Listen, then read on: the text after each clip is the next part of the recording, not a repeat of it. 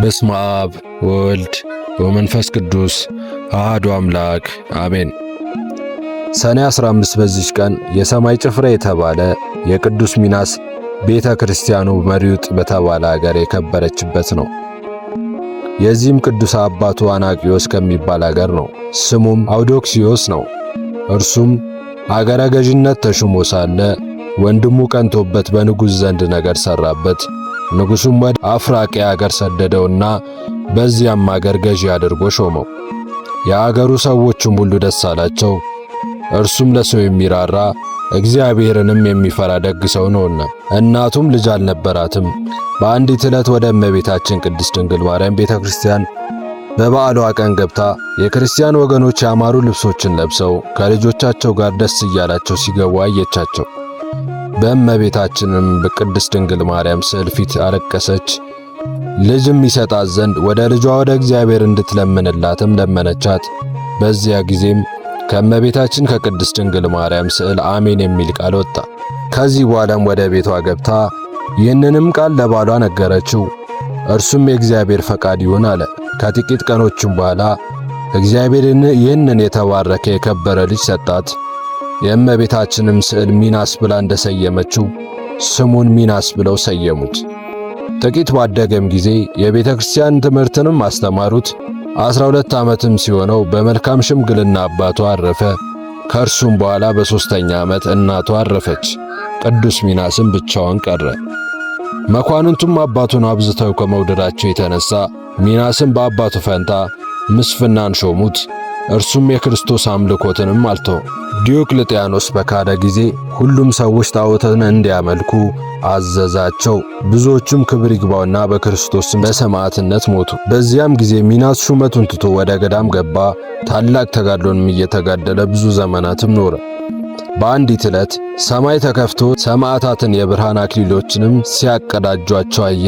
ስለ ክርስቶስም ስም በመከራ የደከመ ይህንን አክሊል ይቀበላል የሚል ቃልንም ሰማ። በዚያም ጊዜ ወደ ከተማ ተመለሰና ክብር ይግባውና በጌታችን ኢየሱስ ክርስቶስ ስም ታመነ። ሰዎችንም አብዝተው አባበሉት። በወገን የከበረ እንደሆነ እነርሱም ያውቁ ነበርና።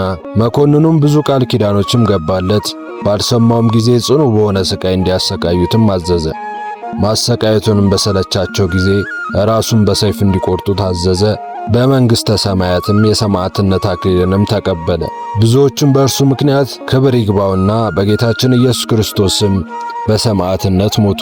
የቅዱስ ሚናስንም ሥጋ ወደ እሳት እንዲጥሉት መኮንኑ አዘዘ። እሳትንም አልነካውም። ምዕመናን ሰዎችም የቅዱስ ሚናስንም ሥጋ ወስደው በአማሩ ልብሶችን ገነዙት። የስደቱ ወራትም እስከሚፈጸም በአማረ ቦታ ውስጥ አኖሩት። በዚያም ወራት የመሪውጥ አገር ሰዎች ከአምስቱ አገሮች ሰራዊትን ሊያከማቹ ወደዱ። የቅዱስ ሚናስንም ሥጋ ረዳት ይሆናቸው ዘንድ በመንገድም እንዲጠብቃቸው ከእርሳቸው ጋር ወሰዱት። እነርሱም በባህር ላይ በመርከብ ውስጥ ሳሉ ፊታቸው እንደ ከይሲ አንገታቸው እንደ ግመል አንገት ያሉ አውሬዎች ከባህር ወጡ። ይልሱትም ዘንድ ወደ ቅዱስ ሚናስ ሥጋ አንገታቸው ዘረጉ። ከቅዱስ ሚናስም ሥጋ እሳት ወጥታ እነዚያን አራዊቶች አቃጠለቻቸው። ሰዎችንም አይተው አደነቁ፣ ደስታም አደረጉ፣ ፈርተውም ነበርና። ወደ እስክንድርያ አገርም ደርሰው ሥራቸውን ፈጽመው ወደ ሀገራቸው በሚመለሱ ጊዜ የቅዱስ ሚናስንም ሥጋ ከእርሳቸው ጋር ሊወስዱ ወደው በግመል ላይ በጫኑትም ጊዜ ግመሉ ከቦታው የማይነሳ ሆነ። ሁለተኛም በሌላ ግመል ጫኑት፣ እርሱም መነሳትንም እምቢ አለ። አብዝተውም በደበደቡት፣ ግመሉንም ከቶ አልተንቀሳቀሰም። እነርሱም ያ ቦታ እግዚአብሔር የፈቀደለት መሆኑን አወቁ። ቦታውንም አዘጋጅተው በዚያ ቀበሩት። ጌታችንም በበግ እስከገለጠው ድረስ ብዙ ዘመናትን በዚያ ቦታ ኖረ። ጌታችንንም ሊገልጠው በወደደ ጊዜ ምክንያት አደረገ። ይኸውም እንዲህ ነው። የቅዱስ ሚናስ ሥጋ ተደፍኖ በሚኖርበት ኮረብታ አቅራቢያ በጎችን የሚያረባ አንድ ሰው በጎቹን እየጠበቀ ይኖር ነበር። ከዚያ እረኛ በጎች ውስጥ ደዌ ያለበት አንዱ በግ በዚያ ኮረብታ አጠገብ ባለ የጉድጓድ ውሃ ተጠምቆ ወዲያውኑ ከደዌው ዳነ። እረኛውም አይቶ አደነቀ። ሌሎችንም ደዌ ያለባቸውን አመጣ። በዚያ ውሃም በታጠቡ ጊዜ ሁሉ ዳኑ። ከዚህ በኋላም ይህ በቦታ ሁሉ ታወቀ። ደዌ ያለባቸውም ሁሉ እየመጡ አፈሩም ከውሃው ጋር አንድ አድርገው ለውሰው በመቀባት ወዲያውኑ ይድኑ ነበር። ምክንያቱም ግን አላወቁም። በዚያ ውሃና በአፈሩ በሽተኞችን እንደሚያድን የዚያ በግ ጠባቂ ወሬው በሮም ንጉሥ ዘንድ ተሰማ። ለንጉሡም የቁስል ደዌ የተመታች ልጅ ነበረችው። ወደ በግ ጠባቂው ላካት።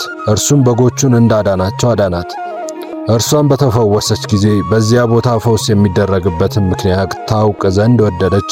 ከዚህ በኋላም ቅዱስ ሚናስ በሕልም ተገለጸላትና ሥጋዬ በዚያ ቦታ ተደፍኖ ስለሚኖር እነሆ አስቆፍረሽ ታወጪው ዘንድ እግዚአብሔር አዞሻል አላት። ከእንቅልፏም በነቃች ጊዜ ቅዱስ ሚናስ እንዳዘዛት አደረገች። የከበረ ሥጋውንም አወጣች። በዚያው የሆነች ቤተ ክርስቲያንም ሰራችለት። ንጉሡም በዚያ ቦታ ከተማ እንዲሰሩ መኳንንቱና ሹሞቹን አዘዛቸው። ታላቅ ከተማም ተሰራች። ስሟም መሪውት ተባለች። እግዚአብሔርም ከቅዱስ ሚናስ ሥጋ ቁጥር የሌላቸው ድንቆችና ተአምራትንም ገለጠ።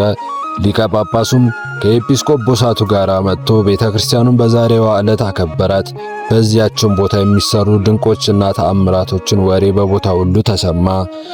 ለእግዚአብሔር ምስጋና ይሁን። እኛንም በቅዱስ ሚናስ ጸሎት ይማረን፣ በረከቱም ከኛ ጋር ትኑር ለዘላለሙ አሜን። ስንክሳር ዘወርኀ ሰኔ 15 ወስብሐት ለእግዚአብሔር።